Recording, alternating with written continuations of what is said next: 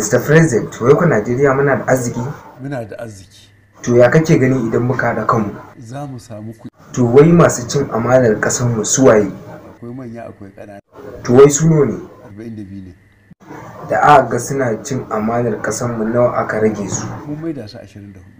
To wai yanzu me yake damun Najeriya? Rashin tsaro. Wai menene ba mu da su a Najeriya? Kayan aiki. Da kuma me? Bindigogi. Idan kuka samu za ku tsayar da kidnapping kenan? Yarda Allah. To yanzu a zaben nan wace jam'iyya za mu zaɓa? Jam'iyya ce. To ka faɗa PDP ko APC? Ya kaɗi magana. Bai kamata in fito in sa baki ba. Ina yi ne saboda nishaɗin ku ba wai don na ci mutuncin kowa ba. Kada ku manta ku danna mana subscribe kana ku danna mana alamar ƙararrawar sanarwa. Mun gode.